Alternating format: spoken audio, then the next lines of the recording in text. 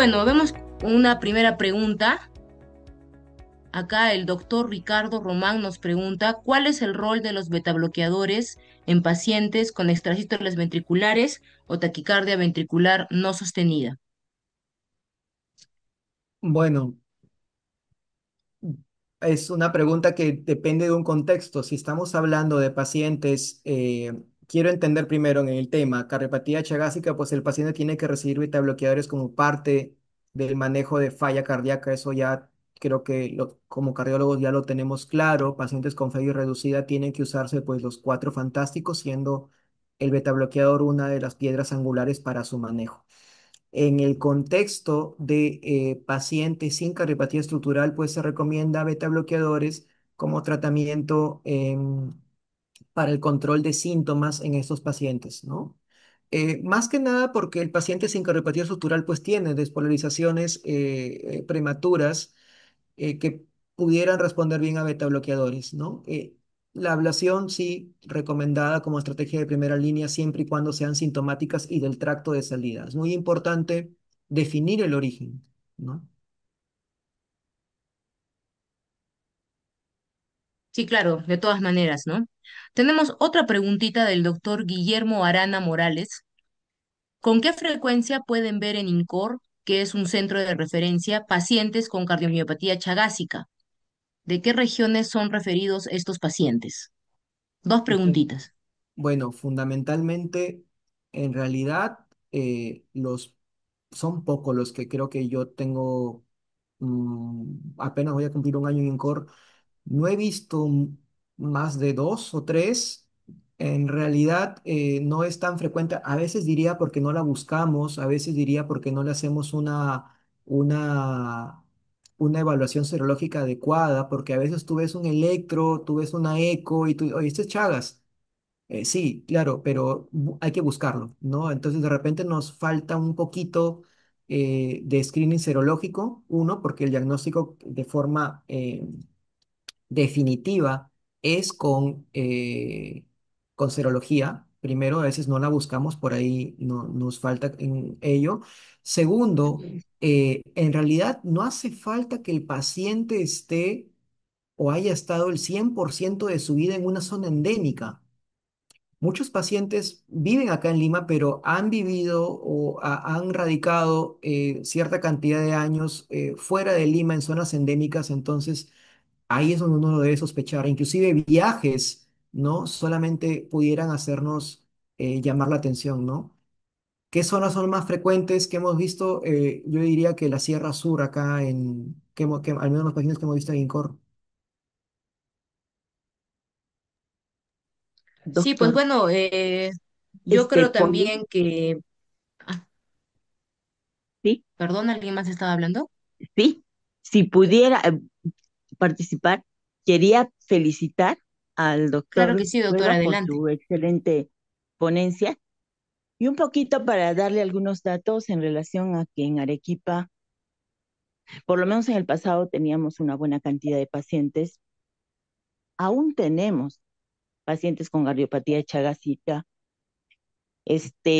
Bueno, yo había hecho un trabajo en el año 2000 en 45 pacientes, de los cuales mm, la tercera parte eran pacientes realmente con una cardiopatía ya tanto avanzada y los otros eran de screening más de laboratorio, ¿no? En los cuales aún así encontramos algunos hallazgos interesantes en cuanto al electrocardiograma y a la ecocardiografía. Sin embargo, en la actualidad, vemos mucho menos, tal vez por lo que él mismo está indicando de que no buscamos con tanta acuciosidad, ¿no? Muchas veces nos parece que ya es una cardiopatía coronaria, una cosa así, y no asumimos también ese aspecto epidemiológico que es importante en el sentido de que gente que viene, por ejemplo, de Puno, Cusco, donde no tienen definitivamente el vector, pero vienen a trabajar a Arequipa, por ejemplo, a los valles, y han estado unos años allí. Y lógicamente después vuelven de pronto a sus ciudades y entonces nosotros no consideramos que, que tengan ese factor epidemiológico que sí lo tienen, porque estuvieron un buen tiempo trabajando en áreas endémicas y donde aparentemente a la gente precisamente que viene de otras zonas es como que hacen más fácilmente las patologías más importantes que en algunos casos hemos visto. Actualmente incluso tenemos pacientes, bueno, un par de pacientes sobre todo, una con taquicardias ventriculares frecuentes, una señora de 62 años. Lamentablemente hemos querido referirla para hacerse, para justamente para un DAI y no se ha podido hacer, ¿no? Es una paciente que tiene CIS, pero no había la posibilidad de hacerle esa colocación de DAI en los hospitales que tenemos acceso, ¿no? El 12 de mayo, el María Auxiliadora, bueno, sobre todo el 12 de mayo, y no había esa posibilidad y está pasándola así ya bastante tiempo. La última hospitalización ha sido hace poco, el mes pasado, y ha estado al borde de la muerte, ha estado en UCI, ha estado bastante tiempo, incluso se ha complicado con sepsis, hizo taquicardias ventriculares, pero salió. Incluso ahorita está de alta porque no se ha podido nuevamente hacer la referencia correspondiente. Entonces, todavía tenemos pacientes, pero lógicamente con una frecuencia bastante limitada. Eso quería aportar. Gracias.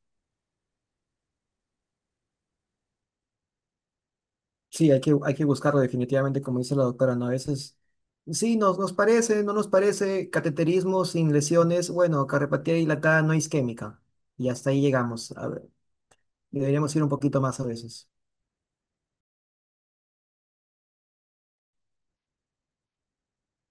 Muchas gracias, doctora Macedo, por su aporte. Comparto mucho su sentir. La doctora Macedo también es una colaboradora importante del grupo de trabajo de Chagas y realmente tenemos a veces las limitaciones de poder, pues, completar al pacientito con los dispositivos, ¿no? Esperemos que en un futuro, a corto plazo, tanto los pacientes del MINSA como de salud, pues, puedan tener acceso a estos, ¿no? Vamos a seguir leyendo las preguntitas. Entonces, el doctor Eric Paul Cisneros Rojas nos pregunta, ¿por cuánto tiempo podríamos sostener la miodarona en estos pacientes y cuándo sería aceptable pausarla? Un paciente que ya em, tiene antecedente de taquicardia ventricular, que ya ha tenido choques eléctricos, en realidad la única indicación para suspender la amiodarona sería que tenga un efecto adverso severo. A veces la paramos por hipotiroidismo y en realidad si es que el paciente lo amerita y lo amerita, porque es un escenario que estamos hablando de taquicardias ventriculares, no es FA, no es una supra, valdría la pena continuarla de repente, a pesar que tiene hipotiroidismo. Tiroiditis es otra cosa, ¿no? Ahí sí tenemos que hacer un stop, ¿no? Y esperar pues que el cuadro se compense y reciba el manejo apropiado, ¿no? Pero salvo que haga un efecto adverso tipo tiroiditis u otro muy severo, ¿no? Fibrosis pulmonar severa, que es muy raro. En realidad, la amiodarona, una dosis adecuadamente monitorizada, que no prolonga el QT, es poco frecuente, pero sí puede causar unos efectos adversos. De verdad que en lo personal, en estos pacientes que vale la pena darle amiodarona al hipotiroidismo, no me da miedo, yo le continuaría, porque para eso estará la levotiroxina. Pero la tiroiditis sí tendríamos que hacer, nos tendría que hacer frenar. Excelente. La autora Karen Alejandra Serrano Carmen nos comparte que en infectología del INCOR pues han visto 5 pacientes aproximadamente. Otra preguntita de la doctora Melissa Inquilla. ¿Alguna diferencia respecto a las manifestaciones electrocardiográficas dependiendo de la ubicación del aneurisma? Excelente pregunta, muchas gracias, Meli. Bueno, lo que está escrito es que va a haber inversión de onda T, sobre todo en D1, ABL, B5, B6, porque el aneurisma es lateral, no son las derivadas más izquierdas que tenemos, ¿no? Pero en general no hay una relación que tú puedas decir, no, este tiene aneurisma en tal lugar por electro, ¿no? Sabemos que va a haber alteraciones inespecíficas en estos pacientes, pero no se podría por electro decir la ubicación, ¿no? Pero por lo general es en 1 ABL donde tenemos las alteraciones por ser el aneurisma apical, perdón, lateral basal.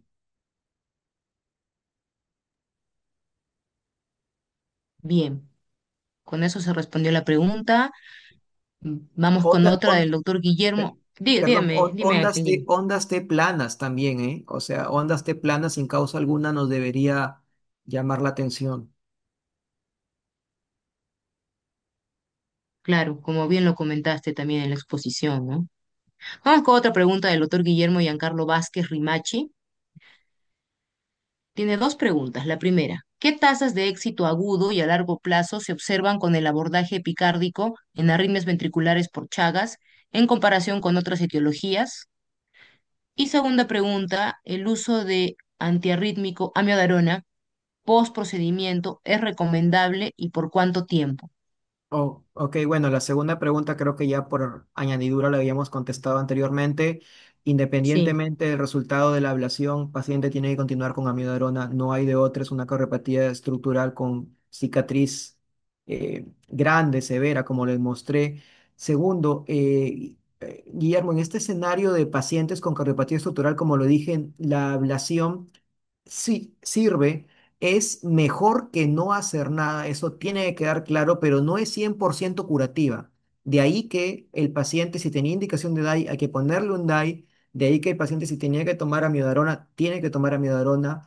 La tasa en comparación al abordaje solamente endocárdico es superior, sí, pero la tasa de recurrencia también es alta. Un paciente puede hacerse una ablación hoy 2025 y hacer otra 2027. Para ser concreto en la pregunta, el abordaje solamente endo tiene una tasa de fracaso más o menos del 60-70% y el abordaje endo-epi tiene una tasa de fracaso más o menos 30%, ¿no?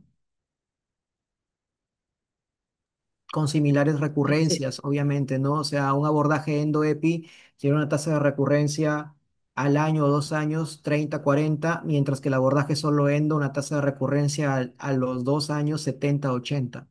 ¿No? Siguiente preguntita. La doctora Carola Ortiz de Orue Cruz.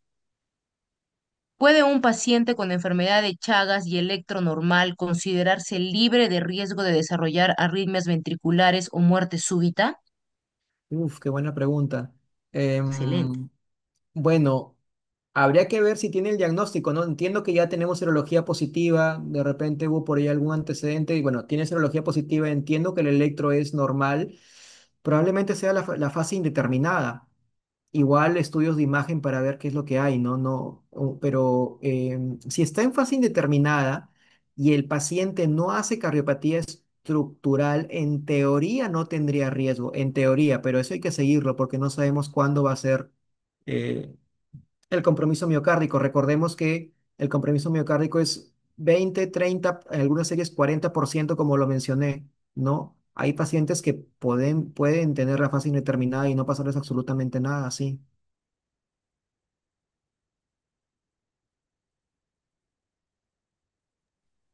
Bien, nos preguntan si esta charla se está grabando y efectivamente nos indican que el área de comunicaciones se encargará de publicarlo. Vamos con la siguiente pregunta.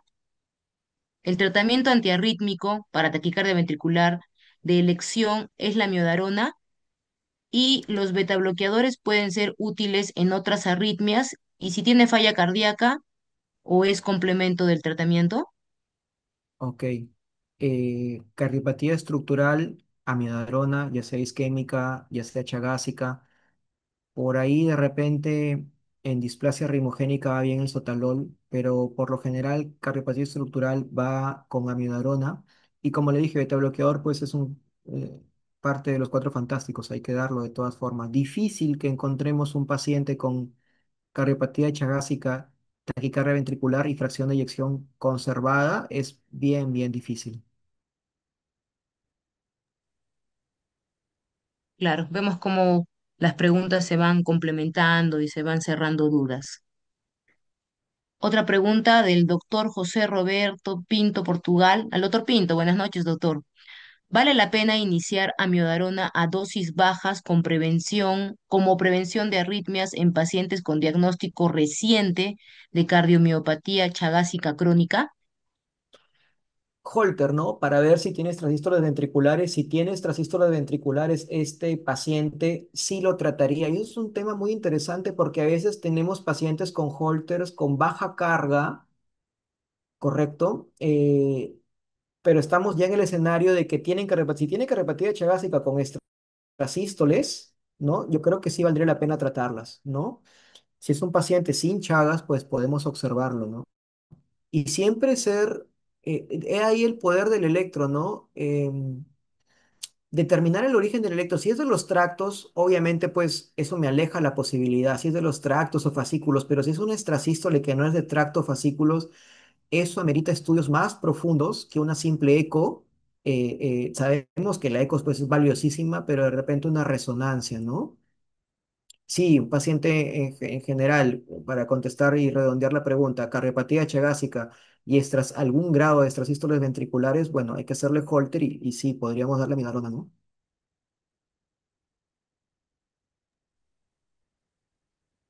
Pues excelentes preguntas. Creo que el doctor Ángel nos ha resuelto todas las dudas. Nuevamente felicitarlo por la charla impecable que nos ha dado.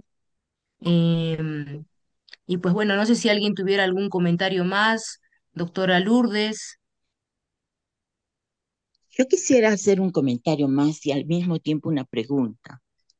En lo que hemos visto, bueno, en no pocos años que he tratado pacientes con Chagas, incluso en Valle, digamos, endémico como Aplau y después pacientes en Arequipa, es como que un curso más benigno de lo que hemos observado en muchas de las jornadas que hemos tenido con los colegas argentinos, bolivianos, brasileños, mucho más benigno. ¿A qué se deba? No lo sé. Incluso hay un paciente que ha vivido, que ha fallecido el año pasado, pero que ha vivido hasta los 93 años, ¿no? Que yo lo tenía digamos, en mi estudio. Hay otro paciente que hace casi su vida normal con tratamiento anticoagulado, también en Aplao, y que hace prácticamente su vida normal y ya debe tener unos 80 años. Ese paciente está asegurado en salud y bueno, yo ya no lo he seguido, pero sí sé por otras personas que él hace una vida casi normal y para su edad incluso más que lo normal. Esos son cursos que hemos visto, ¿no? Así en pacientes y otros más. Y bueno, y la pregunta era en el sentido de que también tenemos unos pacientes que son curiosamente de Vitor y bueno, son familiares entre sí, hasta tres pacientes y que nosotros hemos visto que con bloqueo AV completo, los cuales, a los cuales se les ha colocado marcapaso, en uno pues eran unos ya 7, 8 años y en el otro unos 5, ¿no? Y hasta ahora no han desarrollado ningún problema adicional, o sea, es decir, tenían un problema serio que era el bloqueo AV completo, sin embargo, no han hecho falla cardíaca, ¿no? Ellos están simplemente con su marcapaso y están bastante bien. También son asegurados en mi salud. Bueno, y si tenía alguna experiencia o en todo lo que ha leí, el doctor es experto, ¿no? Eh, eh, esa experiencia y digamos, el hecho de que no hagan otra patología, a pesar de ser algo grave, la presentación de ellos, un bloqueo AV completo, sin embargo, después el curso de su vida está normal, sin otros medicamentos, ¿no? Adicionales. Gracias, doctora. Definitivamente hay veces en donde pues solamente se limita comprometer el sistema de conducción sin comprometer el miocito cardíaco, ¿no? Y puede pues el paciente quedar con bloqueo completo y un marcapasos y solucionado el asunto, ¿no? ¿Por qué algunas personas hacen esto? ¿Por qué otras hacen un compromiso más severo? Pues no, no podría responder yo esta inquietud, ¿no? Pero sí hay grados de severidad definitivamente, ¿no? Siendo el bloqueo completo aislado, quizá, por decir así, una forma completamente resolvible y más benigna, ¿no? Que la falla cardíaca ya avanzada. Gracias, doctor. Y nuevamente felicitaciones por su excelente conferencia. Y también hacen disfunción del nodo sinusal. Perdón, me estaba olvidando de ello.